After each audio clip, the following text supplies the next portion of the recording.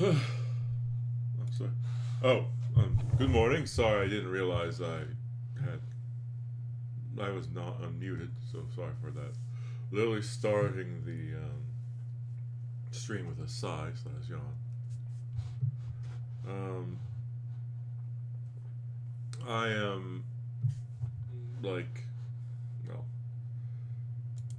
I am sorry that yesterday's stream or last night's stream, or well, I guess I'm sorry last night's Subnautica stream was me being rather low energy. I apologize for that. It's you know. Oh, it looks somebody followed me recently. 1 second. So. Oh yeah, it was Jim Hikari who followed me. Yeah, sorry. The guy I talked to, person I talked to at the end. Either way, I plan to watch a little bit more of Jocat today. Probably the Final Fantasy stuff as well as the other things that he did. I doubt I'll be able to get through everything today, but I will cover like at least the last two D&D related ones that he made, which are the 1 second. So the last two D&D ones that he has made are 1 second. Taking forever, stalling. Sorry, the character sheet and the dungeon master. The dungeon master one is pretty good, but it's longer because, well, it's a collab with a lot of different D&D content creators. And it's rather interesting.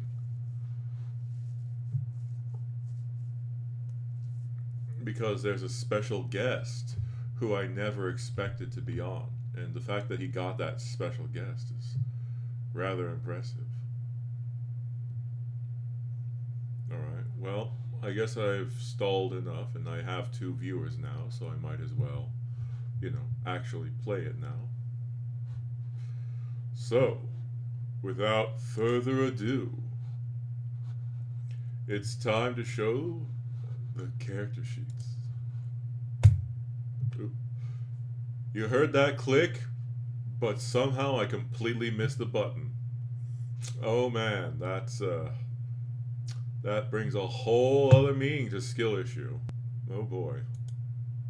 You may think you know D&D, but guess what, nerd? You don't. Not until you understand what the fuck is all this. You may think you know D&D, but guess what, nerd? You don't. Not until you understand what the fuck is all this shit. What is this? What is this? Why do I need to know animal handling? The fuck is Arcana? The shit are hit dice. What's a proficiency bonus? Why are Electrum pieces so stupid? Well, strap in for a formal education, ass hair. I'm gonna reteach you how to do math, because let's be honest, you still use a calculator to add and subtract single digits. Welcome to a crap guide to D&D.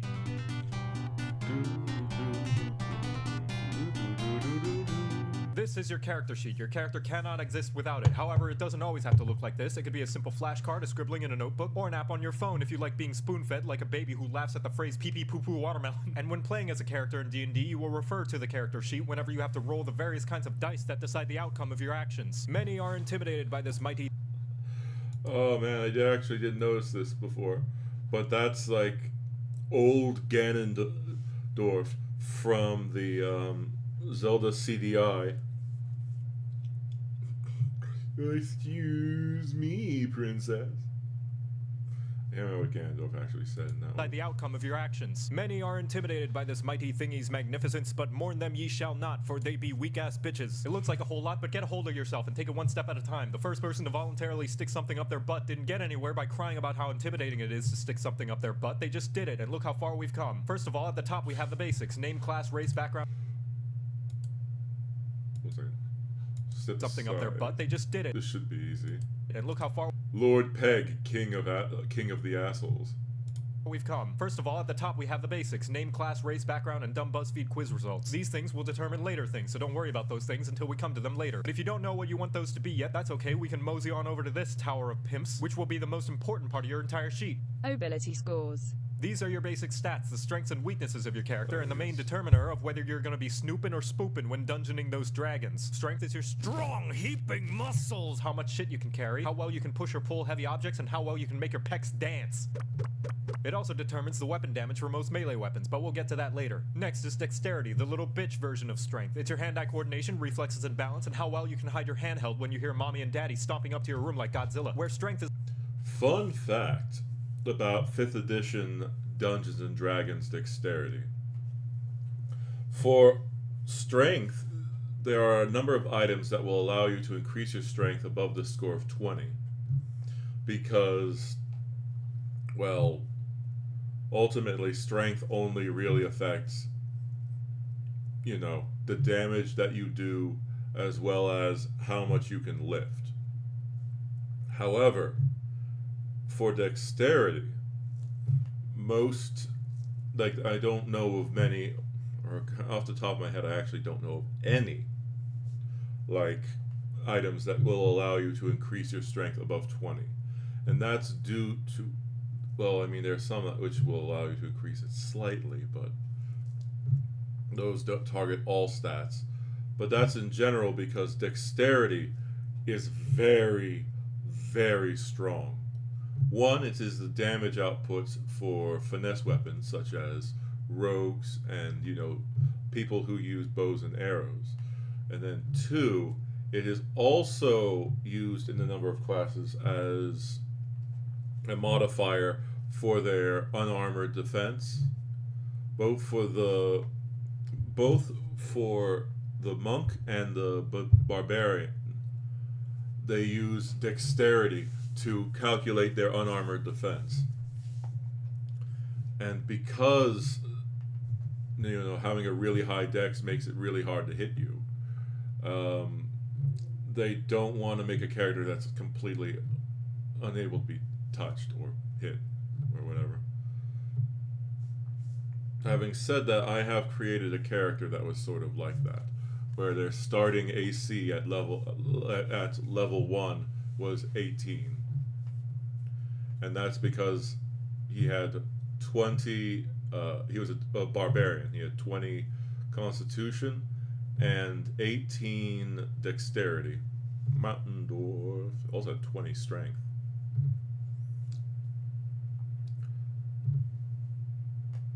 Or wait, was it? No, he had 19. I'm sorry. He had 19 starting unarmored defense. Because 5 plus 4. I can do simple math. Or I'm sorry, I clearly cannot, as I just proved. Is about how you can plow through a table being thrown at you. Dex is about how you can limbo walk under it. Dex can also be used with what are called finesse weapons, which lets you pick between the two physical stats when rolling attacks and damage in case you skipped arm day. Constitution is your general vitality, how healthy you are, your endurance, and is used for rolls as frequently as a millennial eats breakfast. It mostly only affects your overall hit points, but it's still fairly important and can be treated like the amount of candy in your pantry. You only realize how little you have once you see somebody else with lots of it. Intelligence is dumb. That is, unless you pump it up for big galaxy brains and become smarter than the average bugbear. It's used for general knowledge-based checks involving things like recalling info on history, magic, religion, and most importantly, defeating things with facts and logic. To generalize, it's book smart, so you know a lot of things. It's also used as a spellcasting modifier for both the wizard and artificer classes. Oh, don't worry, we'll get to spellcasting later. Impatient bitch. Wisdom is one that confuses a lot of people because they think it's just like intelligence, and I'm willing to bet those are the kinds of people who think cheese and mayonnaise can coexist on a sandwich. No, wisdom is more your street smarts and also general senses. It's knowledge based on practice and experience. No, not that experience. And it's the difference between knowing if a plant is poisonous and knowing that the person who told you it was poisonous lied about it because they don't want you finding their beloved lemon tree, you damn lemon whores. It's also the casting ability of clerics, druids, and rangers. Finally is charisma, how to tell if your character fucks. It can mean anything from your general likability to approachability to public speaking ability to betting ability. It's your charm, your confidence, and general way with people, whether it be luring them into a trap or aggressively scaring them so bad that they actively jump onto the trap out of fearful compliance. And it's the casting ability for bards, paladins, sorcerers, and warlocks, because remember, you gotta look pretty for the boss patron if you want to get that big eldritch bonus. Now that we're done covering ability scores, we can go over how you get them. And there are 3 generally used methods. If you're a wee baby who needs to Also, there are certain things which, some people try to say is good, but I really don't like it. Which is where people are like, oh, you want to play a character that's charismatic or knowledgeable? You have to, come up with all the discussions that you're saying on your own because, God forbid somebody who in real life is inept at social interaction or is not very charismatic or is not very, smart, wants to play a smart character or a charismatic character. I've gotten to an argument with the DM that I usually play with because I worded something slightly wrong, and then it's just like, no, you don't get to roll. Where that's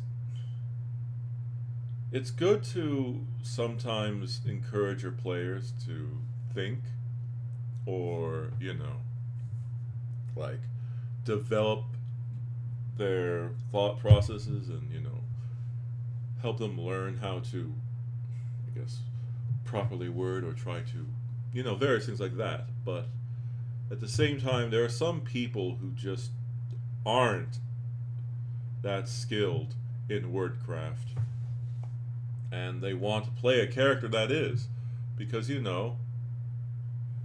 it's just it's a fantasy game where you want to have fun. Now, if we're going by that logic, then why are we going? Then does that mean that if I try to do an acrobatic maneuver, that I have to actually do a backflip in real life in order to, successfully have my character do one? That also seems a bit unfair, don't you agree? I mean, the last time I tried to flip, I fractured my spine. Flip looked great, I just didn't land correctly. But yeah. Oh man, that was so stupid. I drove home after that. It was a hairline fracture.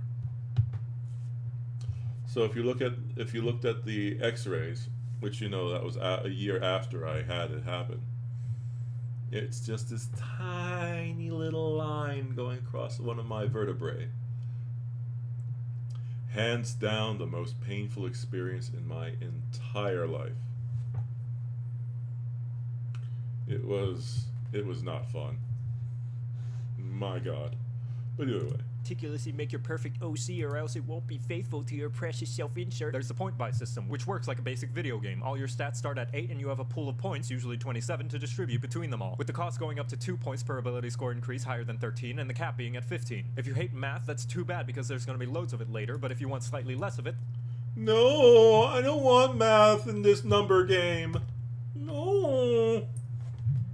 Oh, I forgot to turn off all my various alarms, which normally when I'm not streaming are there to make sure that I don't forget to continue on, or I, wake up properly. Sometimes in the past, I've, fallen asleep after waking up, or I miss an alarm, and then I get a call from my boss saying, "Where the hell are you?" However, that's only happened twice. I try to be a professional person. But yeah. Also, a lot of people want to make a perfect character, or a character that's good in every single thing, which, that's... On paper, that sounds good. I mean, I think I mentioned this, like, yesterday in the previous Jocat stream I did, but it is, like... It's overrated. One, like, I guess I'll go a little bit more into depth into the character that I talked about yesterday.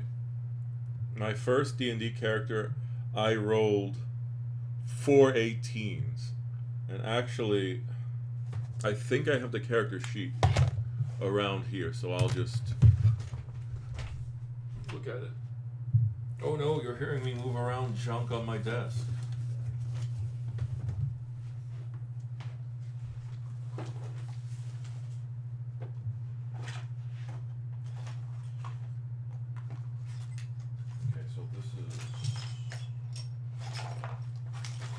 that's the wrong thing. Pencil lead and various other junk. Oh my god! What is this? Oh, that's other stuff.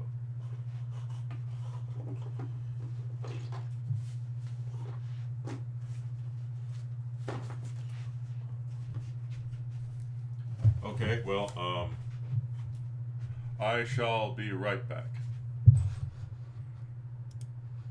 I was going to make a point.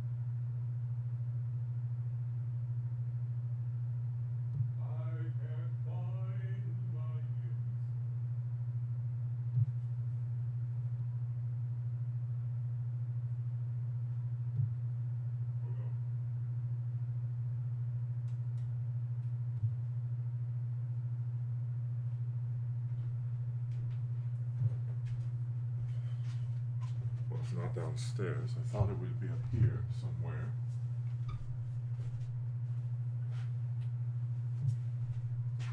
Oh, well, that's unfortunate.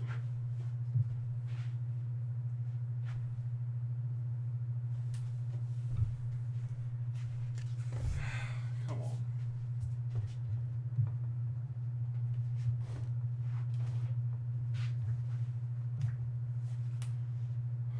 Man, I was really hoping to talk about my D&D character because I was trying to prove a point.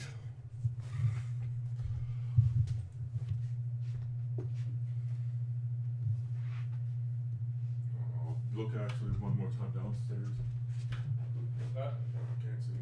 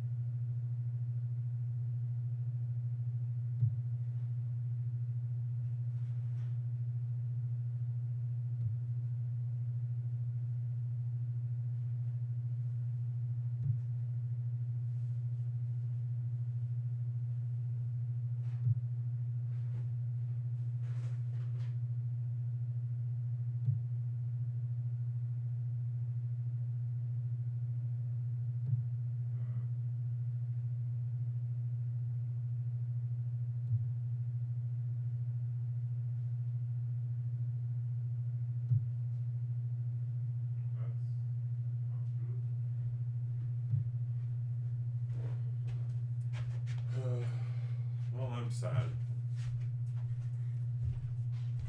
Wasted a whole bunch of everyone's time. And I can't find a stupid thing.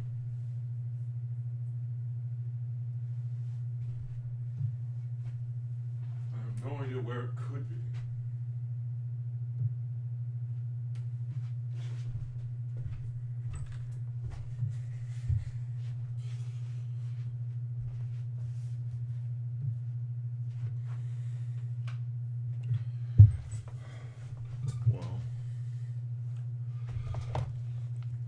So I appear to have lost all of my D&D stuff.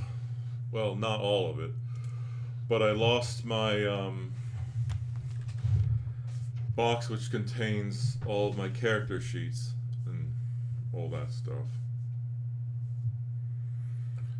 I thought that I kept it here or I thought I kept it in my room because I sometimes made references to it or talked about it.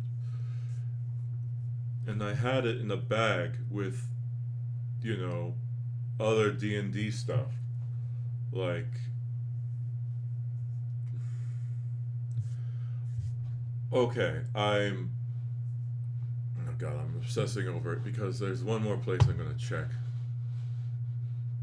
And then I'm going to give up. And then maybe after work today, I might check. Again, if it's not in this one place. I can't have a stream where I'm basically away AFK for most of the stream. That's just not good.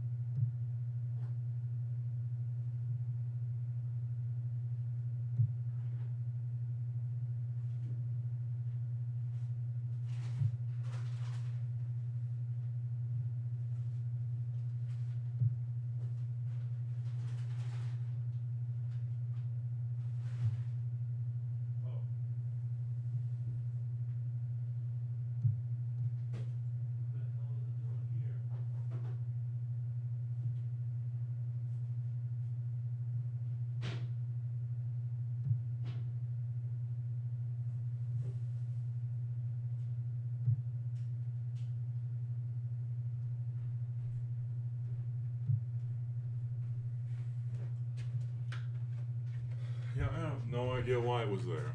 Sorry about that. Only probably spent like 10 minutes on this stupid thing.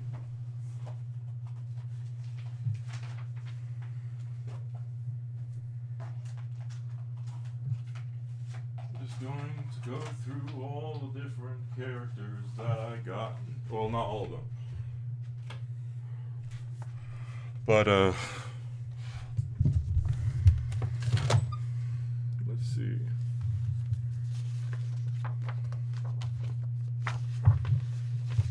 Trying to find the thing.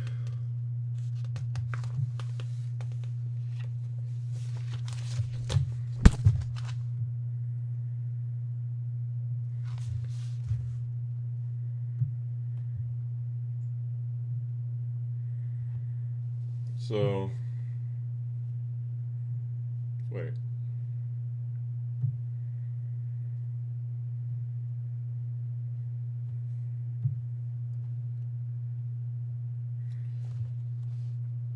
No, I'm sorry, I'm just trying to.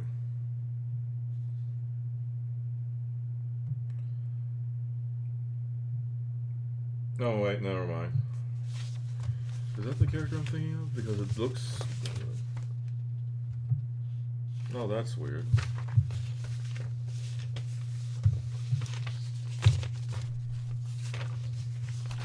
I don't know, I remake several characters, so I'm just trying to make sure I'm not mixing it with something else.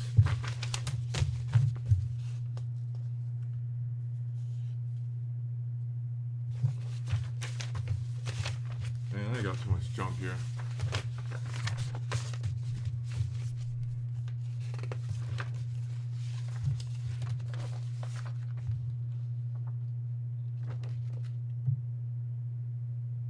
That and my terrible, terrible handwriting when I'm not trying to write it so that people can easily, or when I'm not writing it for other people. My handwriting isn't horrible, but when I'm making it just for myself, that's when that's when my handwriting tends to not turn out great.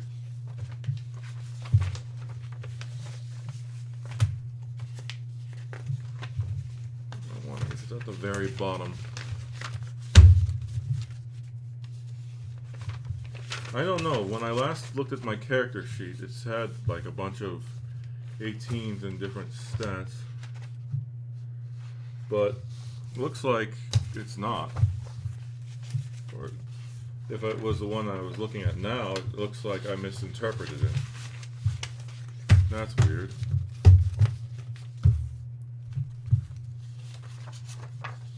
Oh yeah.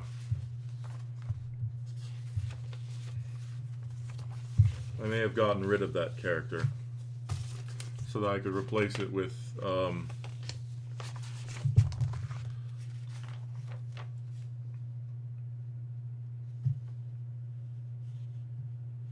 yeah, I switched up stuff.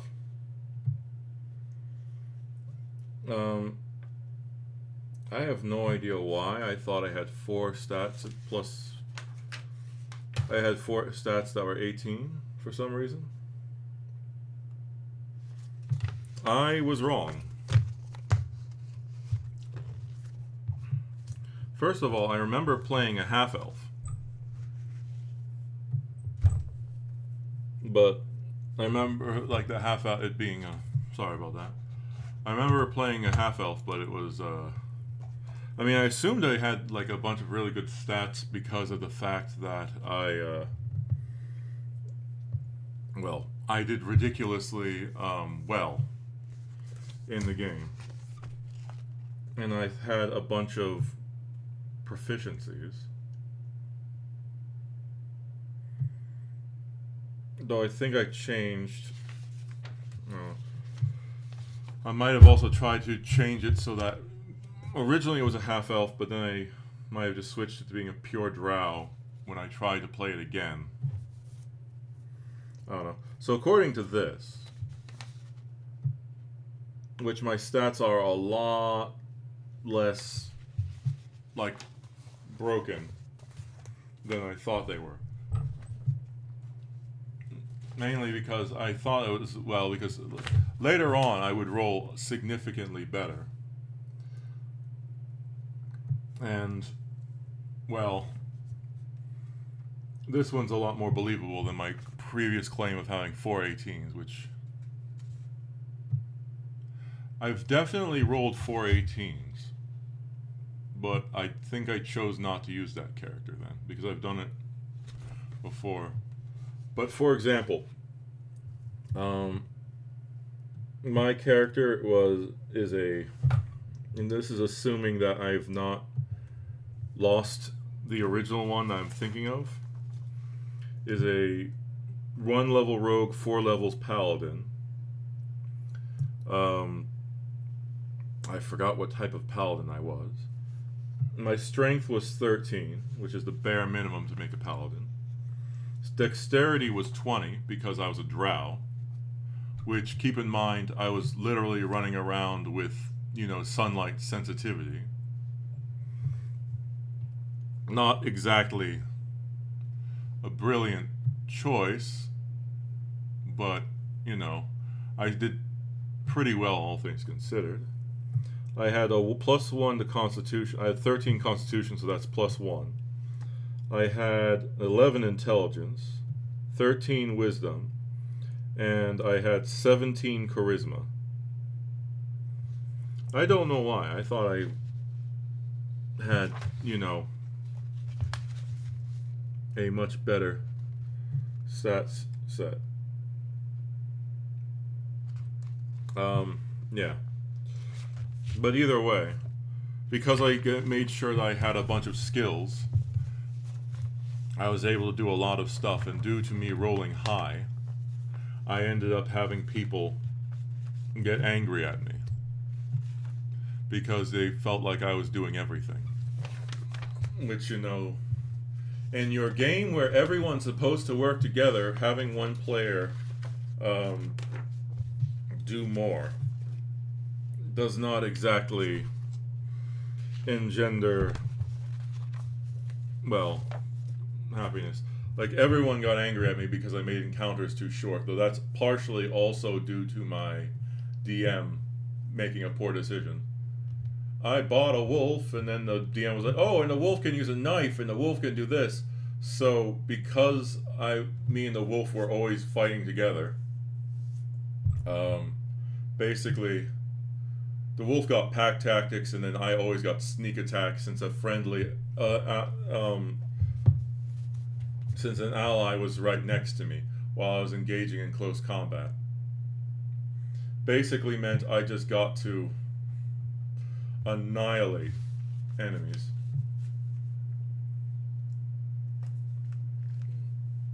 I guess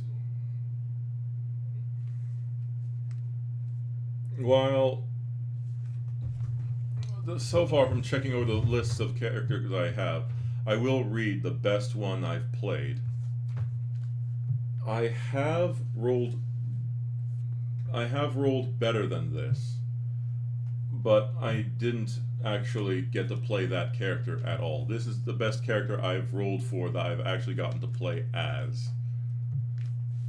Usually in campaigns where, you know, I roll a character and then, you know, then the campaign falls through. That's what I mean by that I didn't get to play as. I have gotten the two highest rolls I got are 3 18s, 17, 16, and I think a 15. And then the other number is basically,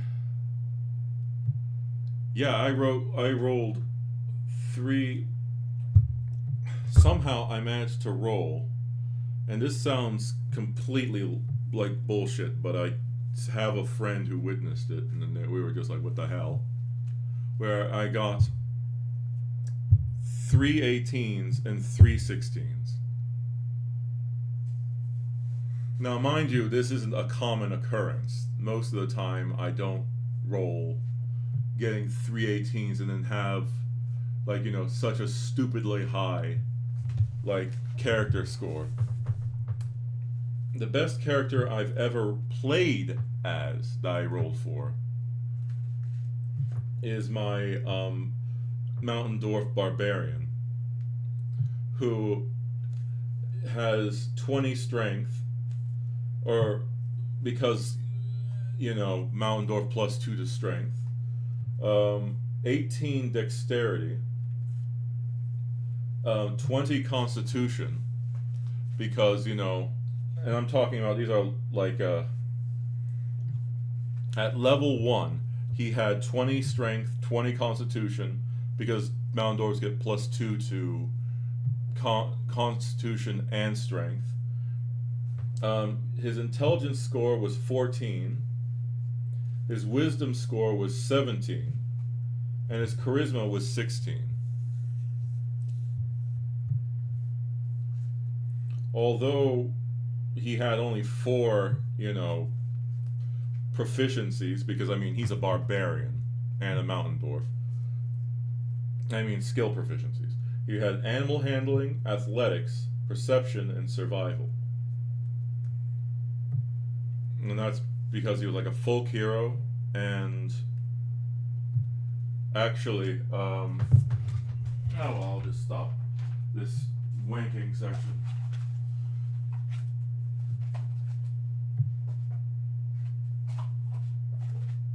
Put that away.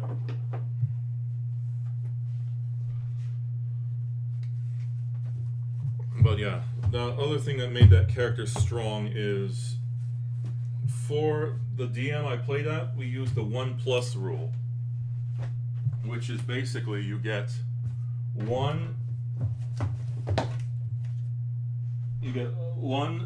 the player's handbook, which is your 1, is the basic thing that you can use to make your character, and then you get one other book. And you can only use the stuff from the player handbook and your 1+. Which, you know, that's not exactly revolutionary. However, my DM did let me use the monster manual to add the half-dragon template to my dwarf. However, even though I had the half-dragon template added, I did not get the unlimited fire breath. I was allowed to basically get one breath weapon per thing, and the breath weapon isn't... The save for the breath weapon is not all that high. At the starting levels, it was really strong. But it's, you know, not... It's like... You know, it's I get the breath weapon of a gold dragon wormling. So yes, my character was a mountain dwarf half dragon, half gold dragon. So I was ultra lawful good, which, you know, my character lived by a code, but he didn't but he wasn't going to, you know, be like judging people unless people started doing stuff like murdering a town in front of him. Also, the flaw I gave him was that he was, one, ridiculously stubborn. When you combine a dwarf with a mountain, I've been taking too long. This is supposed to be a stream about Jocat. There's also standard array, which gives you the numbers 15, 14, 13, 12, 10, and 8 to arrange on any of your scores. But if that's still too much choice and you want to put your character into the grubby hands of Arn Jesus, there's the most widely known method, which is rolling 4d6 and dropping the lowest number. This can get you scores anywhere from a whopping 18 to a poo-poo dookie 3 if your DM is a sadist and doesn't do grace rolls, but often results in overall chunkier stats. Whatever method you do, each number corresponds to a second number. Whoo! I think that, you know, if you get 1, 3, that's fine. But if you get, because, you know, you're using this method, and the method does allow you to get really stupidly high rolls. But if you get 2 3s, then I'm going to, unless, you know, every other stat's an 18, I would probably let that person re-roll. But if you get a single 3, then that's good. Having a character that's weak in some aspect can be more fun, and, you know, it requires you to cooperate in this cooperative role-playing game. Boy, are you overwhelmed yet? You have to keep track of 2 whole numbers. What a crazy catastrophic conundrum. Well, don't you worry your stubby earlobes, because those big numbers aren't really that important. Their main purpose is to determine a smaller number called a modifier, which means you can totally ignore this number when you actually start to pillage the village. There's a fairly simple mathematical equation to figure out what each number's bonus is, but I know you're a dumb silly pants, so here's a chart. Now, will you stop crying about it? The reason the ability modifier is important is because it's what you add to your dice roll whenever they're applicable. So if you have a lot of strength, you're gonna get a little extra oomph whenever you need to punch the vending machine when your chips are stuck. Have low charisma, and you're gonna have a hard time convincing the janitor that you weren't the one who broke it. Keep in mind, you can still roll great with low stats and roll badly with high stats, but having high ability modifiers makes it so your rolls are more in your favor. Now that you have your scores all placed and your modifiers figured out, now we can determine where those modifiers go, which means we can look at this spaghetti jumbly mess of words. Now don't go running a mommy calculator just yet. It's so easy even Fighter-Man can figure it out. At the top here are your saving throws. These are your defenses and resistances to various bads that want to smush you up and turn you into a turd. Things like traps, area of effects, most spells, and that little voice telling you that you're making poor decisions. You don't roll these on your own most of the time. Instead, your DM will ask you to make them whenever you're put in harm's way. And you see these little spaces? That's where your ability modifiers go.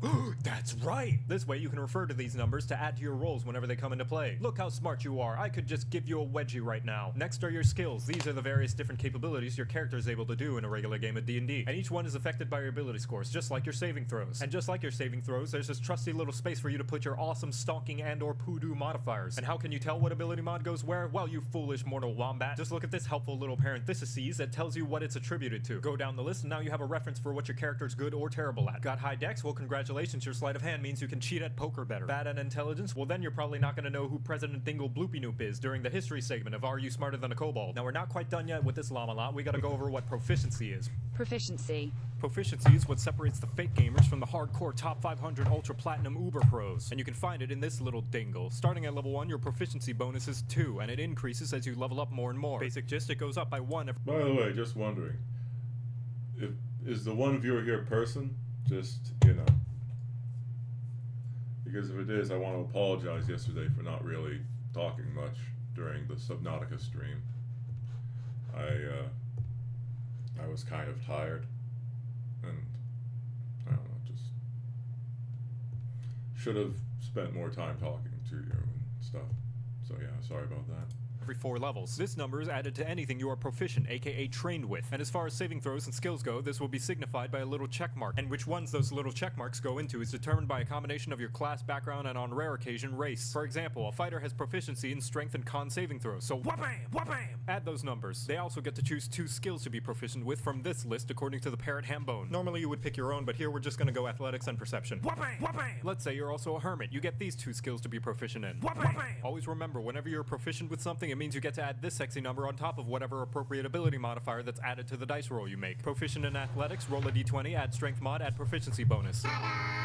And if at any point you forget what you're proficient in, just refer back to the player handbook for your race, class, and background. Congratulations, you now know how 90% of Dungeons & Dragons works. You feeling smart yet? You feeling like you can wrestle a spider cow? Well, sit the hell back down because we're not done yet. Combat. Now that we're done with the stat portion of the character sheet, we can look at the combat portion. This section is what you refer to when your DM says clickety-clackety, you're about to get attackety. Up at the very top left is your armor class, or AC for short. This by default is 10 plus your dexterity modifier. No, I said the modifier, not the score, pay attention. However, this can be increased by the different types of armor. Whichever one you start with will depend on which class you pick. Next is initiative. Whenever an encounter begins, initiative is rolled and determines who goes first and who stacks dice for the next half hour. This number is the same as your dexterity modifier and is added to your initiative roll at the beginning of an encounter. And this last little block is speed, which is how much you can move across the checkerboard each turn. Each square equaling 5 feet of movement if you're normal and use the Imperial system, and is initially determined by your race or how well you can try to convince your DM that your character ran track in high school. Below that are the hit points, maximum, current, and temporary. Your maximum hit points is like an anime fan's figure shelf after about 2 conventions. You can try to fit more, but we all know any extras are gonna have to sit on your desk next to all your empty cups. It's determined by your class, each one having its own size of hit die plus your constitution modifier. Because D&D is a communist game and believes in universal healthcare, at first level you always receive the highest possible roll for hit points. But for every consecutive level, you can either roll for it or take the coward's way out and take the average increase instead. And then your current hit points are pretty obvious. It's the amount of blood you still have inside your body at the moment. Reach 0 and your character skips 50 seconds ahead of this video. Lastly, there are temporary hit points, which go above the maximum hit points and you only ever get on special occasions via spells, special abilities, or the local grandma lizardfolk just made you a delicious bowl of her legally ambiguous performance-enhancing herbal soup. Keep in mind a couple of things. Temporary hit points are kind of like the skin-tight leather jackets from the 90s X-Men movies, in that they don't stack on top of each other and you have to pick which one you want to keep if given multiple of them. And if you're on the floor dying from a stab wound, putting it on won't magically stitch it together. And what are these 2 lonely boxicles? Well, my stupid student, they're yin and yang, 2 sides of a coin, one for when you're alive and the other for when you're unalive. The former being your hit dice. You have as many of these as your player level and can spend them whenever you take a sit for as long as a single episode of a Netflix original show to recover your hit points. What size of hit dice is once again determined by your class, and you get them back whenever you binge an entire season's worth of a Netflix original show. But what do you do when you're bleeding out while dressed in a 90s teenager's idea of a sexy badass superhero? If your current hit points ever reach 0, you have to look over on this touch-deprived box and start rolling death saves,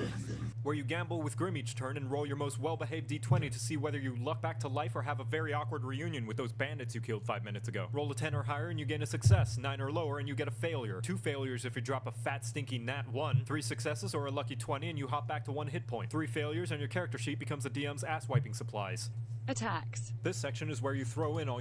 You can potentially get revived at a church or temple, but the cost of reviving is usually very, very expensive. And for low-level characters, it's better to just start a new one. All your various flavors of stabs. If you have a weapon or attack of some kind, you write it in here and refer to it during combat. Say it's a sword and shield. Yes, both. You would write down the name of the weapon here, then next to it is the attack bonus, aka how accurate your weapon is. No, not the damage. This number is determined by your strength modifier for most weapons, unless it's a ranged weapon like a bow, in which case you use your dex mod instead. Or if it Javelins are a ranged weapon that use strength. has the finesse property, which allows you to pick either. On top of that, if you're proficient with that weapon, you can add that good old bonus to it too. But how do you know if you're proficient with a weapon? Puff Let's and put force. a peen in that. Alternatively, if it's a spell attack like Eldritch Your attack bonus becomes your spellcasting ability modifier. Let's take a bard for instance, which is the slut stat plus your proficiency bonus. Whenever you roll a d20 to see if your attack lands, you get to add this number to the total. Alternatively, if it's a spell or special item like a bunch of ball bearings thrown in attempts to recreate Home Alone that requires the enemy to make a saving throw, you can put the saving throw and difficulty class there instead. But how do you know what that number is? We're gonna put a peen in that too, shut up. Once you have that number, to the right of it is the damage roll, aka how aggressively you're going to introduce the enemy's face to your sword. This is included in the description of whatever weapon or spell you are using. Whether it be a light jab at their insecurities, a proverbial pounding of pornographic proportions, or 8d6 fire damage in a 20-foot radius, just fireball! Most weapons also include your strength modifier to the damage, unless once again it's a ranged weapon which uses dexterity, or a finesse weapon which uses Certain weapons are like the great axe uses a d12 for damage, but the great sword, I believe, uses 2d6. So technically, in most cases, the great sword is better than, you know, if we're talking about statistically, the great sword is better than the battle axe, because although the battle axe has higher highs and lower lows, the great sword is more consistent. But if you're playing a barbarian, then you absolutely should use the great axe, because the barbarian has an ability where whenever they perform a critical hit, which is a natural 20 on a roll, they get to do an additional damage die of the type of the weapon that they're using for their attack. So if you're using, you know, the great sword, you'd only do one additional d6. But if you're using a great axe, you get to roll an additional d12. And as you get to higher levels, you get to roll additional of those die. So for barbarians, the great axe is really what you want. But yeah, sorry. either. The difference being that you don't add your proficiency bonus to this roll unless something says otherwise, and most spells don't add any additional modifiers unless their wall of text explicitly says so. And lastly, make sure you include what kind of damage you're dealing so your DM can know that your psychic damaging vicious mockery won't do much against a revenant because their self-esteem is already in the grave. To recap, when you attack, roll a d20, add this number, which is these, then if you hit the enemy's AC, you roll these, and add this number, which is this. Spellcasting. We're gonna take a little break from the main sheet to look at this sheet that has a list of all your accomplishments. Oh, look at that, it's blank. This is the spell sheet. If you're playing a character that's capable of casting spells, then you're gonna take a gander over to this sheet whenever you cast them. Up here at the top, you can put your spellcasting class in case you're absurd and tend to forget which spells go where, your casting ability, which will depend on the class, your spell save difficulty class, and your spell attack bonus. So hey, remember that peen we put in for spells in your attacks? Well, it's time to unpucker that sucker, because here it is, the spell save difficulty class, also known as DC. This is referred to whenever you cast a spell that requires the enemy to make a saving throw. And how this is calculated is 8 plus your cast mod plus your pof bone. Once you've got all that figured out, the rest of the sheet is for keeping track of all your spells and slots. You write down the spells you have for each level, how many slots you have total as well as expended, and if you have the spell prepared or not. Note, only certain casting capable classes apply. Please refer to the player handbook or any other supplementary book regarding your class to find information on what methods you have to go about obtaining and preparing spells. What, unsure of what spell slots are because your brain's too smooth? Well, sit the shit back, dit you get, and listen up. The weakest level of spells are called cantrips, or sometimes level 0 if you don't care about hurting their feelings, and they can be cast as many times a day as you want. First level spells and upwards, however, require a resource called spell slots to be cast, or else you'll have to find out the hard way that casting Thunderwave without having your beauty sleep will make the life or death battle with the Underlord of Darkness a lot less epic and a lot more smelling like last night's kebabs. And if the name spell slot makes things too confusing for you, you can use my personal preferred name for them, Mage Bullets. How many Mage Bullets you have per spell level and how you recover them is determined by your specific class and level. So just like 99% of this entirely redundant video, if you want more information, it's best to read the parking himbo. And keep track of your goddamn slots. Because if you don't and just so happen to be able to cast 5 mage hands a day under section 3 chapter 1 paragraph 12 of the Code of Gelatinous Noobs, the DM has full rights to eat your dice. Characteristics. After looking in the mirror and taking some serious self-reflection after the apocalyptic chasm of the divide. This was done before Wizards started shitting the bed. Oop, what? of the fan base that was 4th edition of D&D, Wizards of the Coast started to take into consideration for the next version of D&D what gameplay features they wanted to invite to future parties and what gameplay features they needed to take out back and tell to think about the pretty space butterflies. One such old yeller victim was the Virgin alignment chart being completely overshadowed by the Chad personal characteristics, each one being a useful tool to remind you of your character's interests, motivations, shortcomings, and sexual fantasies. You never know if you're going to end up having to fuck your way out of a problem, so it helps to be prepared and know exactly what position would be the most in character. Personality traits are the broad strokes of your character. Likes, dislikes, interests, manners, whether or not they think something's a soup or a salad. Ideals are their drive, their principles, and what they vote for during election time. Or if they don't care about voting at all and prefer to stay home to catch a once-in-a-lifetime live marathon rerun of Animal Planet's The Most Extreme. Bonds are personal attachments and experiences they've had. It could be a good friend, a fond memory, or your favorite glow-in-the-dark bouncy ball that always seemed to bounce a little bit weirder than all the other ones. And lastly, flaws, which 99% of the players don't actually understand and will probably put something inconsequential, like clumsy. Not me though, because I'm flawless and perfect. Oh, you don't think so? Well, could a person with weaknesses do this?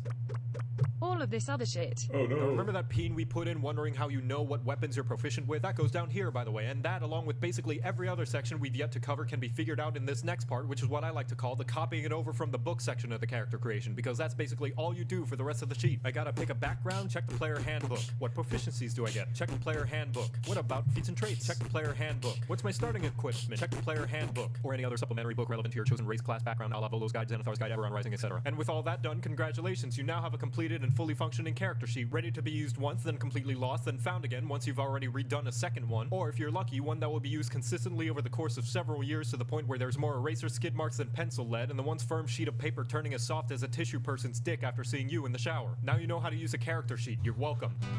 Hey, you kind of forgot to write your backstory. Fuck!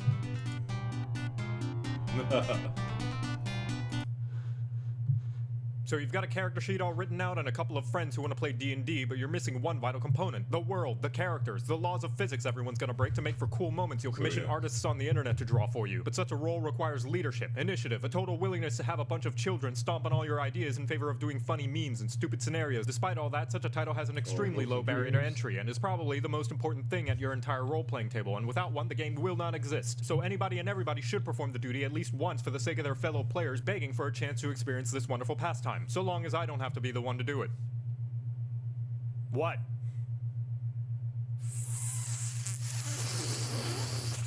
Fine. Welcome to a crap guide to Dungeons and Dragons.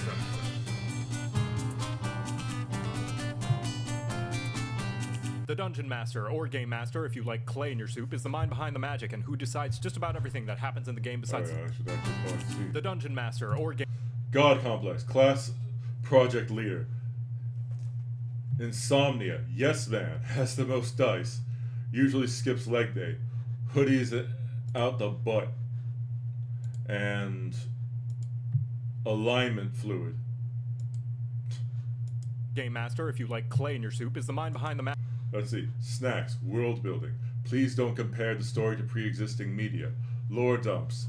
Pre-written dialogue. Rules. Plot. Story hooks. Improv.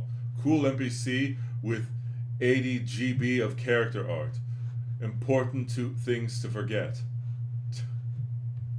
magic and who decides just about everything that happens in the game besides the player's own choices. Your role as a DM is to control and describe literally every single little detail that happens during the game, as you are the game. The game cannot exist without a dungeon master. As the DM, you call the shots based on how the rules work, or if you don't like the rules and say shoot that poot and come up with your own. Otherwise, how else are you supposed to know if your rules lawyering player is giving you correct information and isn't just making an elaborate manipulative plot to trick you into giving them a pet displacer beast? Fortunately for you, if you aren't sure or don't remember how a certain rule works, you can always just look it up, because being a good DM is about applying information, not memorizing it, unlike the American education system. Outside of the rules, though, you are the bridge between the players and the fantasy world they're playing in, describing everything that's going on in... Okay, I'm not gonna... excruciating not detail, gonna like a read radio that. show, but with a lot more awkward pauses.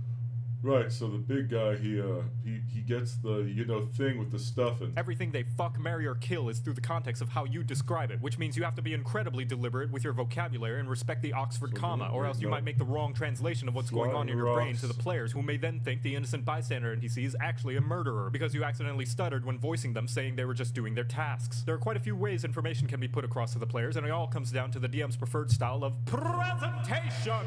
Many pop culture depictions of the nerd ritual often show an ornately carved and treated mahogany table, players dressed in professional cosplay on par with 2000s Hollywood costumes, atmospheric mood lighting that'll make a hardcore dom blush, background music and ambience that's like a spa day for your ear canals, and detailed miniatures, maps, and set pieces painted by angels using brushes made from the nose hairs of the gods. Now, do you need all these fancy, expensive, and superfluous amounts of presentation and stimulus in order to have a worthwhile Dungeons & Dragons experience for your players? Of course you do. Fork it over, bitch. Your wallet could lose a few extra pounds. But even with all the fanciest of theatrics, every Dungeon Master has to rely on the ever-prevalent theater of the mind, where everyone has to use their imagination to visualize what's happening in your grand spanking fantasy world. So a game of D&D doesn't have to cost hundreds of dollars and can be anything from a massive theatrical event to a hangout with the bros with cardboard cutout minis to even sitting in a restaurant with napkins for character sheets and the salt and pepper shakers or the evil queen of spice and her angry white steed. No matter what, you'll always eventually have to rely on the most useful creation of all mankind that can raise armies and fell nations. Words. Never underestimate the power of a good thesaurus, because inevitably there will be a situation where all your fancy props won't suffice and you will have to learn how to use Old English vernacular. As the DM, most of your responsibility all boils down to allowing the players to interact with your grand spanking fantasy world, and how they do that can be summarized in one simple action: rolling dice. When a player wants to do something, anything, the DM is the one who decides if the player rolls dice, what dice they roll, and the outcome of the roll of the dice. Then just about everything else is an extension of that one single responsibility. Cosplay, dance,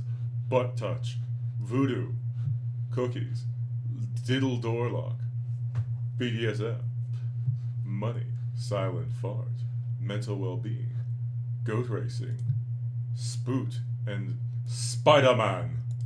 Which is why nobody wants to do it, because one single responsibility is far too many. An extension of that, the DM's the encyclopedia of the D&D game. If there's history in the world, it's the DM's job to know it. When the players are fighting bad guys, it's the DM's job to keep track of the enemy's abilities, hit points, and sexual orientation, just in case you never know. If a player resurrects their long-dead uncle, it's the Here lies Uncle Boof strangled by his own bra. DM's job to have read their backstory to know said uncle was a drunk rocketeer who eats horseshoe crabs. And when the players bring up how the plot and characters are oddly similar to Lord of the Rings, it's the DM's don't job eat to keep horseshoe their crabs, they save people. For those who don't know, the horseshoe crab has done a lot to save mankind. That statement sounds completely stupid, but it's true. I'll simplify it and not go to a bunch of stuff. Basically, horseshoe crab blood is used to make sure that different vaccines that we test out are safe to use on humans. And if we did not have horseshoe crab blood, probably a lot more people would die from, the testing of drugs. Or, vaccines, rather. The scariest part about being a Dungeon Master, however, is the improv. Since you can't anticipate every single possible possibility the players can possibly make possible, you have to think on the fly and figure out how those possible things could be possible. If the player it depends. If you're dealing with a bunch of simple people who aren't very, good at improvising, and the DM is really, really smart and knows his players, they can plan out things really well, but it's better, from what I've heard, to try and make a sort of loose framework. It also depends on the group. Some players want a regimented system where they don't want too much freedom, they just want to experience something, and then other players just want to do whatever the hell they want. Screw the DM and their plans. Character tries to eavesdrop on somebody, you have to come up with what they hear. If somebody eats too many beans and farts, you gotta come up with how it smells. And if the party decides to run off some other direction rather than the main plot, you have to come up with what they run into. Like another town, or a dangerous hag, or even the main plot, because you moved it over there since the giant glowing breadcrumbs in the shape of story progress this way wasn't obvious enough. If you think you can prepare pre-written answers for every possible question the players could come up with, I'm gonna have to stop you right there, because you can't. Somebody at some point in time will do something that'll turn your no-pants bad dreams into a reality, and you gotta figure out then and there whether you're gonna get a new pair or just roll with it while the players see your metaphorical junk swaying in the breeze. So with all that easy to digest and totally not intimidating stack of expectations that doesn't even scratch the surface of what it takes to be a Dungeon Master out of the way, the question now becomes, how does one even start being a Dungeon Master? Just do it! No matter what, you'll want a copy of the player handbook, since it has a majority of the most common rules. As far as actual content goes, though, the most baby-friendly way is to purchase a pre-written adventure, one of these buggers, which will usually have a plot, characters, encounters, villains, and I'm sorry, I just need to check that. Just do it! No matter what, you'll want a copy of the player handbook, since it has a majority of the most common rules. As far as actual content goes, though, the most baby-friendly way is to purchase a pre-written adventure, one of these buggers.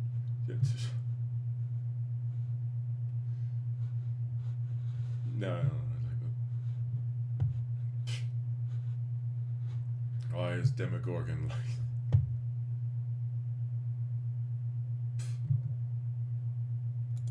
which will usually have a plot, characters, encounters, villains, and plenty of faffing about material for your players. However, if that's too much punishment on your wallet, the natural safe word is making a campaign of your own. The thing about safe words, though, is it often stops things in their tracks, so it will require you to come up with most of the aforementioned plot, characters, encounters, villains, and faffing material yourself, which can take anywhere from a night of binge writing to never, because you only ever think about your ideas and never write it down. Either way you go with, once you have the skeleton of your campaign ready, you gotta start filling it with internal organs. And as anyone who's taken biology can tell you, organs are gross and messy and can often go misplaced, so you just have to substitute a kidney with a moldy sponge for a bit while you go find it. That is until suddenly the blood cells start making friends with the sponge and it becomes more effective than an actual kidney and you start to question everything you've ever learned in school. So good fucking luck figuring out how to balance spending time preparing to run a campaign and spending time actually running a campaign. Do you spend entire weeks drawing maps, writing possible paths and dialogue options for characters down to the description of their cousin's boyfriend's dog's favorite chew toy? Or do you just spend the week doing some faffing about of your own and then spend the final half hour leading up to the session time frantically writing down bits from a D&D random content generator? But hey, once you get a game going, the rest should come naturally. Just take it all one step at a time, and you can especially relax whenever the players start to roleplay and act on their own, because then you can just sit back and relax and let them have their fun, and you don't even have to do dialogue for any NPCs or lore dump on them, or "God, fuck, the rogue tried to steal the paladin's rosary beads." Yes, the dirty whale's underbelly of being a dungeon master is dealing with the barnacle infestation that is being the de facto babysitter of the group, and then you gotta bring out the scraper of social obligation. In some situations, more than others, the DM is expected to have a significant amount of say in organizing the playgroup, since you have something of a larger leadership role for the game to exist than the players. You're who the players will look to when arguing over who gets the loot. You will be expected to have a big Fuck ambuary. No. No. Rest. No. Work. No.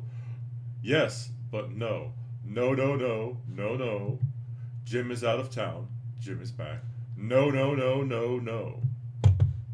bigger say on when the next session time will be, and you are the one who's expected to kick out the guy who's overriding your descriptions of a pleasant-smelling flower garden with the rankness of his workout stank. This means that you cannot take a passive role as a DM. You have control over the fan, and if you see shit flying towards it, you're gonna be expected to turn that fan off before the place really starts to smell like a medieval castle street. With all of that said, I still could not possibly cover the grand mountain climb that is explaining what it takes to be a dungeon master, not to mention what it takes to be a good dungeon master. And I've seduced enough tall folk to make Kanchenjunga horny for me. But I believe the best possible way to show you what it takes to be a dungeon master would be a demonstration of those undergarment moistifying skills I possess. Lucky for your thirsty butts, I've set up a D&D session with a bunch of nerds, and demonstrate I shall.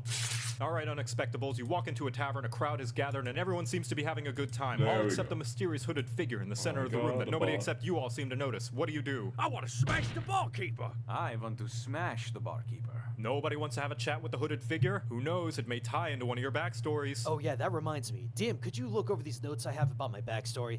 It's only a few pages long, but I wanted to make sure to keep the authenticity of my homeland as the center point to my character development. What the hell? This is a fucking novel. I'm not reading all of this. Oh yeah, speaking of, I wanted to check in with you about this new homebrew I created for one of my backstory's characters. I ran it by a couple of friends and they seem to think it's pretty balanced, so no need to worry about looking over it too much. Oh, no. I know what you're trying to do, you scruffy looking... Hey, DM, are there any Goliaths in the tavern? No particular reason, I just wanted to know. Dude, yeah, are there any? I've been looking for a surfing buddy for some time. We're at the beach, right? Oh, I wasn't really paying attention. Could you set the scene again? Whatever. I'll get back to you guys later. Dawn Wright, have you made up your minds about that ambush yet? That guy you've been targeting for the past 3 sessions is right there, enjoying his dwarvish drink. Oh boy, I surely am enjoying my dwarvish drink. Look, whenever we take a single decision like going to the left or to the right, it goes wrong. We need to have 100% flawless plan. Oh, maybe we can go talk with him? But if things go wrong, I can use my gun. When the fuck did the blind dragonborn get a gun? I don't remember giving him a gun. Has he always had a gun? Just one guy. Why don't I just sneak up on him and poison his drink? I have a +10 to stealth, plus advantage with my cloak of invisibility, and add on another 10 if Franz uses his pass without a trace. No one will ever see me, and we can avoid this whole encounter. Or I can use this gun. How many times must you terrify my sweet bottoms, you upright marsupial? I'll give you 6 minutes and 44 seconds. If you don't come to an agreement on a plan, I'm feeding your minis to the Wigglers. Group Stupid, you follow into the tavern as well, and you see the mysteriously hooded figure, now eyeballing you down and casting a menacing visage. They gesture towards 5 open seats and say that you should go... So who's the most expensive looking dude here? I don't fucking know. There's a noble in the corner of the room, sure, but he's busy talking with somebody else right now, so maybe you should probably... I'm already there. I intimidate him to challenge me to an arm wrestling match for all his gold and Dingle belongings. doodles Hey, and absurd. a You could partner. use charm person. I mean, that would cause a charm status, which would give you advantage on any social. I asked him to give us all of his money. Absurd. I rolled an 11. Well, that's really more of a help action, which actually... What the fuck? I didn't even ask you to roll yet. But I did it already. Look, an 11 is good. We are friends now. Everyone likes absurd. I intimidate him to challenge me to an arm wrestling match for all his gold and belongings. Fucking fine. You start to arm wrestle him for some of his gold. Oh, I already stole it all. Also, he might be cursed, because, you know, backstory stuff. All right, sure. In the meantime, the hooded figure in the middle of the room that everyone decided the to arm of totally that ignore transforms monkey into a massive is towering titan. The roof of the cursed. tavern is blown off, revealing Evilus Maximus, the demon lord of darkness. Vilius Maximus? Now, my Latin's a little bit rusty, but that name seems a little bit on the nose. It sounds to me like he's actually ripping off the Pope's title of Pontifex Maximus, so maybe we should be on our guard for some vile bishops and dastardly cardinals. No, he's not. Shut up. He looks down upon you all, and with a snap of his fingers, everyone's magical items disappear. What? This is outrageous. This is unfair. I demand to roll an opposing skill check. Ooh, this is the classic weaken your opponent before the showdown strategy used by the really egomaniacal bad guys. He wants to demonstrate that we're These over-reliant. two cover story stuff. Well, I mean, like, they discuss narrative in series as well as books and history and various other things, as well as tropes. I forgot what their channel is called. 1 second.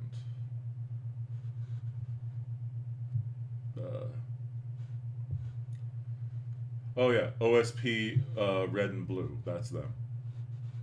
Gee, I wonder which one is which. Oh my god. On our magic items is a sort of condescending attack on our self-worth. Watch, next he's gonna say, your puny trinkets won't save you now. Your puny trinkets won't save you now. He says, holding all your loot in a glowing orb in his grip. Ooh, textbook orb strategy. Stop making comparable analysis. Evilus then casts Hold Person on all patrons of the tavern. Everyone needs to roll a... Counterspell, counterspell, counterspell. Hey, did you see this new ad for an over-the-table dictionary? What's it called? Counterspell. Fucking how many counterspells do you even have? All of them? No way, you really don't have that many. Of course I do. Bullshit. Let me see your character sheet. No. Let me see it. No. Let me see it, Dabby. No. Give it to me, No. Dabby. As a Beastmaster, Warlock, Fighter, Sorcerer multiclass, I'd like to use my Beast movement to carry me to the enemy, then have them attack the enemy, then use my Familiar's action to use the Help action, then cast Haste on myself, cast Eldritch Blast as a quicken spell, use Action Surge to put a light on my Beast's nose, and attack with my hasted action. Oh, sweet. My Shield Guardian spell procs, because he targeted me with a spell, so that's going to be a Faithful Hound right on Evilus's heels. Now that it's my turn, my sweet, sweet pup is definitely going to have a munch. And then I'll have the Guardian run up and slap him, and then I'll use my 9th level spell slot to conjure... Wait, hold on. 32 enormous constrictor snakes. You're keeping track of all these initiatives, right? Don't forget that I also have 2 horses, a mastiff, and 6 chickens. Oh, actually, I still have my movement. Can I dodge as a free action? The dog's name is Cheese Puff, by the way. Joel, can I play this? Well, you two sort that out. I'm going to try to scam as many people as possible out of their coin. Whoa, hold up there, you oversized crow. You said you were lawful good. Oh, no. I said I was a half-elven town guard turned hospice nurse and non-lethal hedge knight. But, you know, I can understand the confusion. Besides, I don't believe in alignment anyway. I'm trying to get my scam on. Thank you. Ladies and gentlemen, may you lend me your ears. I have here in my hand one of the finest brews in all Okay, so as I stand up in a chair, it's Aiden. Everyone looks at me. I smile charmingly and everyone starts cheering already as I pull out a 12-corded ukulele. Excuse you, who's the DM here? Oh, you, of course, but in this scenario I will have to roll persuasion or performance, and if I pass a DC check 15, I will charm everyone around me into following my every command. Doing this will allow my character to start its own company, creating profits through the selling of a very specific... No. Don't worry, everyone. Just think of all the friends we've helped through our journey and the ties between our hearts that will help us defeat Evilus Maximus. In the name of Saloon, I will punish you. Believe it! Can I stab her and take all her stuff? Later. Hey, DM. Oh wait, I think that's his sister. I don't know. that it actually happened, but hypothetically, if I lost a dice set you let me borrow, would you happen to have another one? I swear, I have the perfect theme music for this exact situation. Just hold on 1 second, I'll find it. Music! Good idea. My furball pulls out their ukulele and begins to sing to the villain. Hey, you with the villainous smile, why don't you come and stay and get to know me a while? We're two of a kind, two sides of the coin. Well, I got no tail, I could give you some. Alrighty, I think that's enough barding for now. I said that's enough. I feel as though we haven't really sussed out the emotional stakes here. I mean, who is evilest to us, you know? He's the demon lord of darkness. He murders people and is awful and terrible and bad. Or is he perhaps a metaphor? A construct representing the lasting woe that persisted after the age of reason? Or maybe we are all evilists. He's a reflection of our own inner... Nope, shut up. You know, we probably can't even take Evilus. According to the strategy guide, he commands 4 krakens made of, like, pure gold, which are actually lawful neutral, by the way. So they're technically not even evil, and they just serve an evil lord, which is interesting because... Hey, stop reading the official campaign setting. How's he funding all this? I think I have a general...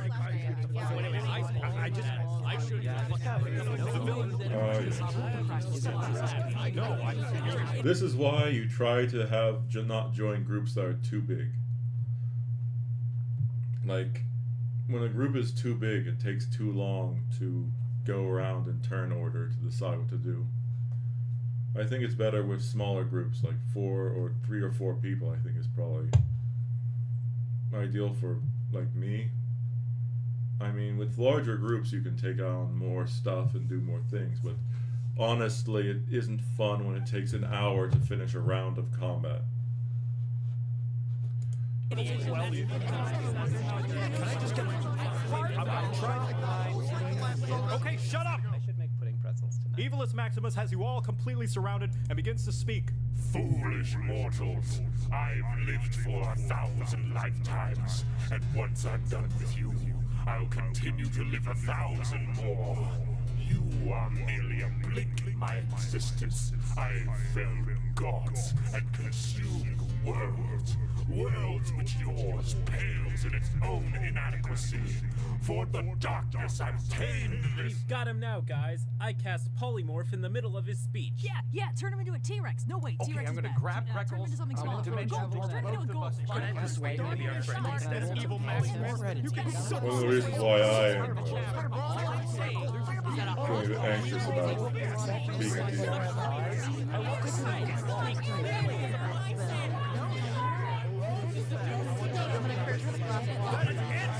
Shut up! Everyone shut the hell up! No, you can't talk to the barkeeper. They ignore you. I didn't read your backstory. Your homebrew is rejected. There are no Goliaths, and pay the fuck attention next time I describe the goddamn scene. No, I'm not gonna describe it again for you. You all took too long, so your ambush fails and you fall to the floor of the tavern. Also, your target runs away. I never asked for a single one of you to roll, so all your dice go to waste. You don't get that gold, your intimidation fails, and you stop being a dongly-bongly rules lawyer for once. You two, stop comparing my totally original campaign to popular and historical media. I will sick the light gray walkers on you. You don't counterspell, your sheet is revoked, and no, you can't do any of whatever all that shit you were trying to do, you moldy min-max and munchkins. Nobody listens to you, and the guards show up to arrest you for disturbing the peace. Hey, it's all right, Jocat. There's no need to get so hostile. If you just take a moment to talk to the players, I'm sure we can all... Nobody cares, Matt Mercer.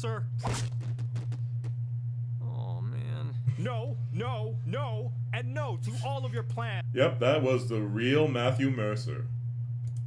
And Evilus Maximus doesn't get interrupted by your spell. He conjures a giant mountain on top of the world, rocks fall, everybody dies, and that's the end of the session because nobody wanted to talk to the obviously mysterious hooded figure in the middle of the fucking room! Mysterious hooded figure might Fine, whatever. Leave. I don't need you. I can find some other place. Remember the person, is it Just Draws? Or... Yeah, Just Jackdaw is the little watcher, or the little floating ball sphere with little eye stalks Players on who would it. be happy to play the game I meticulously planned for them. Go on and cry about it online, you dice munching goblin breath weirdos. This is what you get for ruining the scene. It's all your fault, you know. You're welcome. Satisfied? What the hell else was I supposed to do? If they don't want to play the game I've set up for them, then they don't deserve to play at all.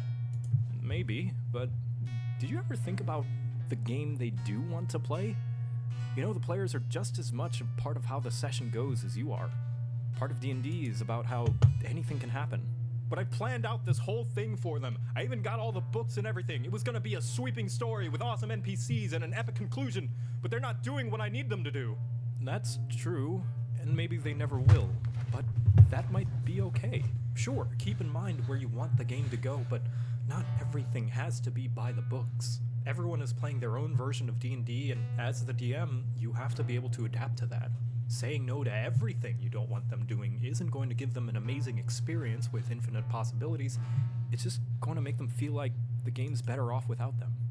But what if I do let them do whatever they want, and things go wrong, and it gets boring, or imbalanced, or I forget something important, or the game goes south somehow, and the players don't like the session anyway? Then you go again and do better next time. This situation right here could be a good start. Yeah, right, and what am I supposed to do, talk to the players? You can certainly try. Guys, wait. I'm sorry. I was worried that if you didn't play the way I wanted you to, that the game wouldn't be as cool or... Aw, Joe Crab. I think that's what they called him. This manifestation rather than Jocat. Or as fun as I thought it could be. I was too constricting on your agency and shouldn't have stopped you from at least attempting to do the things you wanted.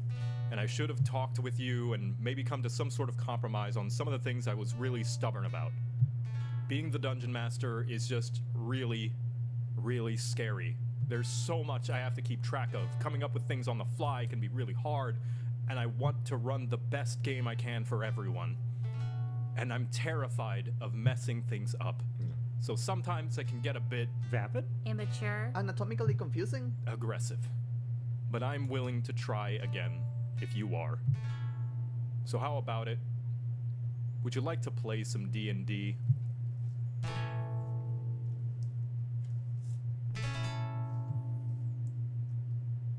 So, Krabby, you were saying you wanted to interrupt Evilus Maximus. Yeah. I wanted to cast Polymorph on him in the middle of his speech. Alright, what's your spell save DC? 15. Against all odds, you successfully polymorph Evilus Maximus. He transforms into a meek little sheep and falls to the tavern floor. Seeing this happen, several of the tavern patrons throw up their hoods to reveal they are part of Evilus's cult. Everyone, roll for initiative. Oh, this is fun.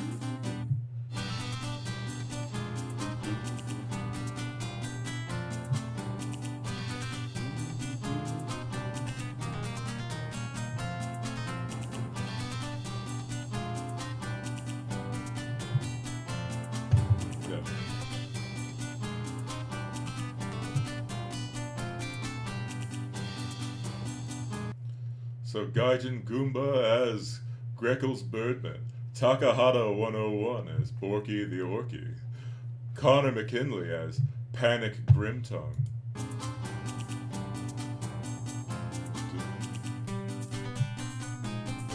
Chris Zito as Task, Octopimp as Zenrio, Monty Glue,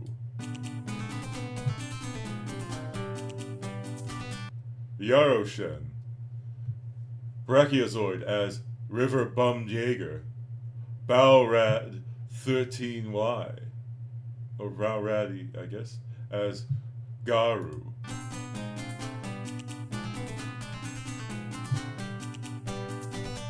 Sir Malorvic as Canis, Terence Dry as Franz, Caitlinic 37 as Helena,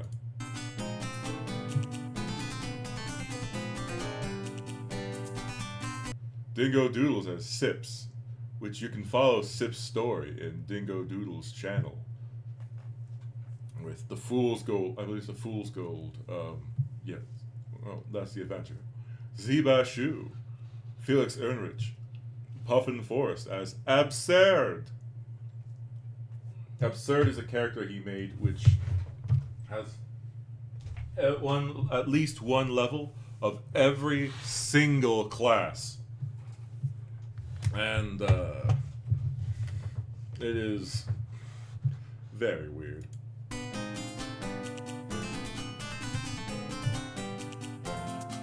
OSP red, OSP blue. Davy Champion EXP to level 3.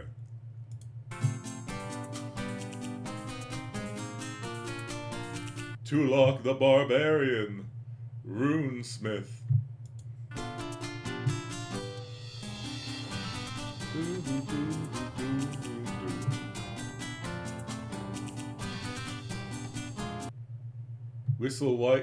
Whistle while you work. And Blaine Simple and Reba Derps. Or Derps.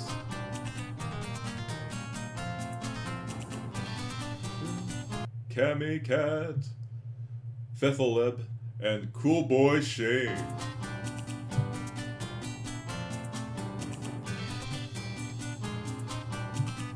Crit Crab, The Loading Crew, and Jack Kaiser.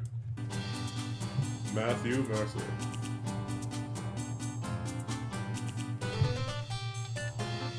Joe Crap and Jocat. I didn't actually know until this video, like watching it this time, that he was actually called Joe Crap for the... 1 second, just going to open up some stuff. Takahata.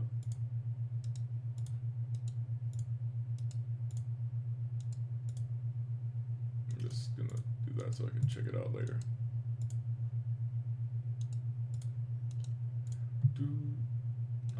I don't know. I mean, Felix is a part of Dingo's channel, where he's often like a DM. He's the DM of the adventure that Sips is in.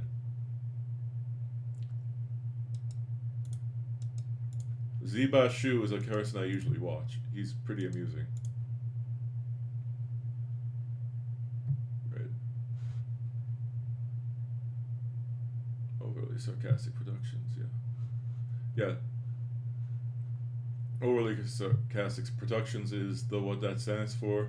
They cover a lot of things about history, they cover mythology, and then they cover like certain narrative tropes. And EXP level 3 is, you know, also a good channel. I'll check Aiden, which, you know, oh wait. Let's see. I don't know, Whistle Works, Blaine Simple, I've seen a bit. A lot of these are, you know, either voice actors or people who are in the D&D community / you know, gaming, so.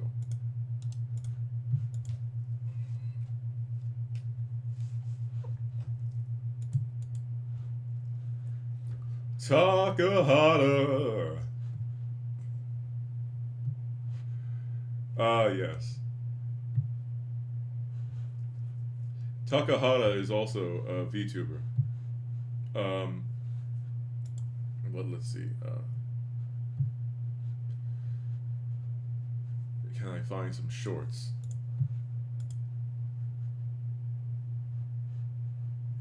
Alright. I'll just put Takahata 101. He is known for playing Alucard. Well, he has a bunch of different roles. But, you know, he also did Alucard in Hellsing. Oops, sorry. Let's see. So, Takahata 101. Alucard. Oop. I messed up. Oh, well, actually, I'll play that some other time. It's funny, but, yeah. I don't know. I'll wait till somebody's here to, you know, more react and ask questions. So, it is now time to watch the, crap guide to Final Fantasy 14. Like, or actually, I guess I'll wait for another time to do that.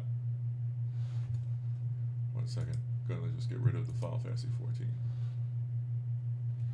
14. Yeah, I'll wait. I'll save this part for another day. I don't know, I spent too much time earlier talking about my characters. I don't know why. I thought I had a number of... Oh, that's weird. Like, I can't believe I thought for some reason that my character had 4 18s in it.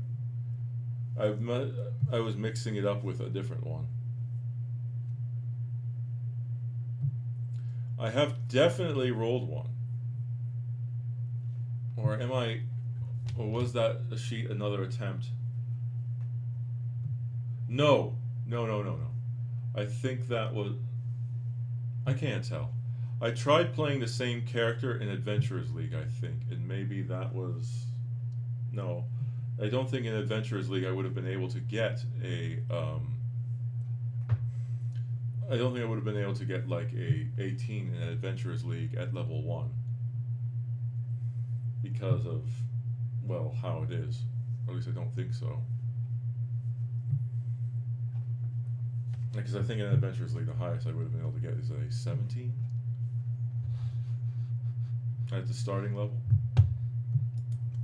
Because Adventurers League is not doesn't allow you to roll for stats.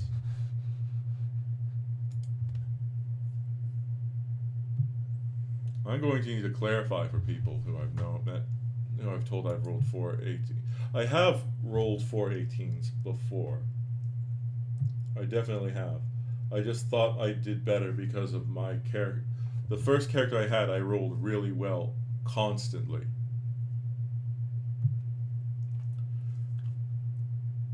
But, yeah, just not exactly. But where the hell did I get the idea that I rolled 4 18s from? I mean, I've done it once. I've done it.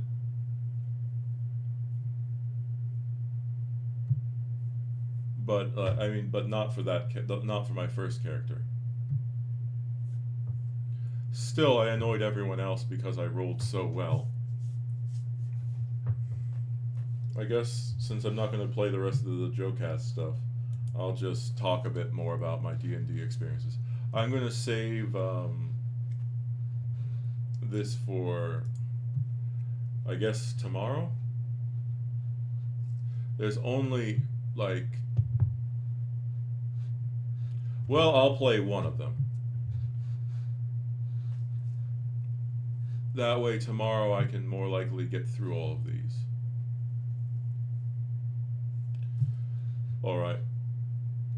So I will play actually one of the Jocat videos. What up, warriors of fartness? I bet you don't have the slightest clue how to play this eyeball-melting anime game. Oh, sure, you probably know that you can beat up enemies by clicking on them until they die, but do you know how to find a static in your FC to help you prog uwu? I bet you don't even know what any of those words mean, so sit down, shut up, and eat your gissel greens, because I'm gonna teach you what thee may hap not knoweth, thy noobliness. Welcome to A Crap Guide to Final Fantasy.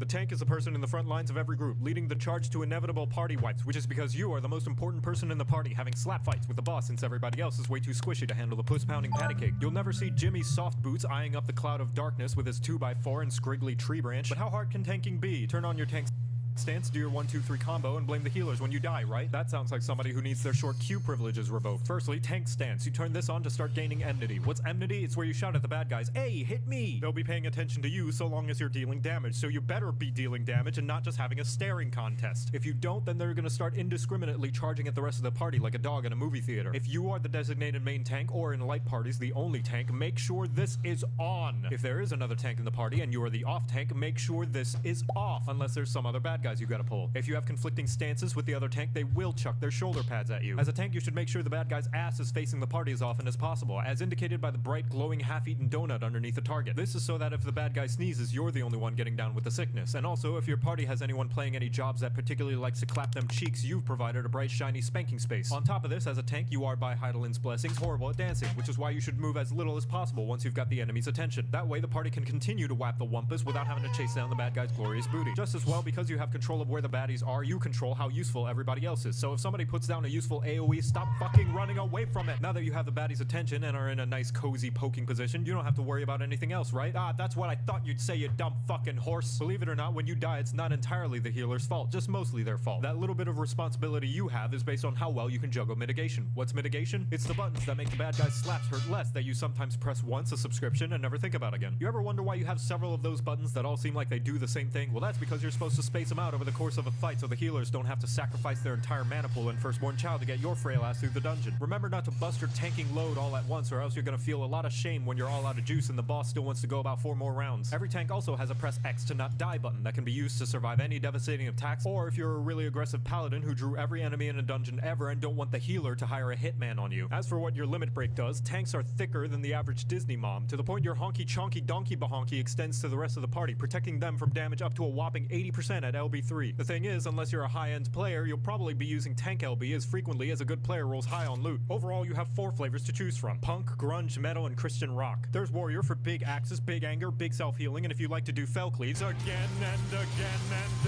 again and again. If you prefer more brooding than cruding, the Dark Knight is great for doing your best guts impression. You get a huge-ass sword, goopy black energy particle effects, and the literal best mitigation in the entire game, but it's balanced because they get the worst invulnerability button in the entire game. You press it, and then it makes you die. Gunbreaker is called a tank, but everybody knows it's just 3 DPS in a trench coat, as designated by the fact you get a fucking gun and your swings explode. But you have to be a hardcore gamer, since it requires a lot of cartridges. And finally, the Paladin, who tries to pretend they're a healer and caster, but only when the other healers and casters are looking. But fuck all that, because the most important thing is that you get the motherfucking sword and shield, baby! Try getting behind this wall of holiness, bitch! Now you know how to play tank, you're welcome.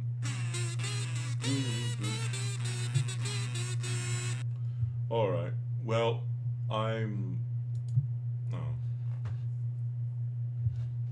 I think for the other... Oh, sorry. My nose.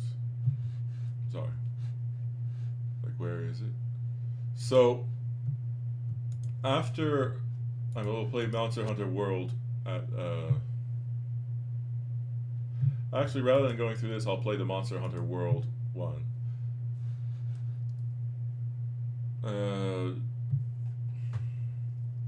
Actually, no. I'll do that on another stream. Oops, sorry. I have to, I didn't get much sleep last night, and then I woke up early, in addition to all that, not because I intended to, just because my body's like, wake up! And, you know, I have a few things I need to do to finish getting ready. Sorry I'm not streaming as long as I normally do. I'll try streaming Subnautica again later today, and tomorrow I'll stream the Demon Slayer again. Thank you very much. I don't know who is viewing me right now, but I really appreciate you coming by. I hope everyone has a great day or night or whatever the time zone it is, and I'll talk to you later. Hopefully today doesn't suck for work. I mean, I don't want to work 2 additional hours again. Bye-bye! I get now totally clicked the right thing. Bye-bye! Ignore that.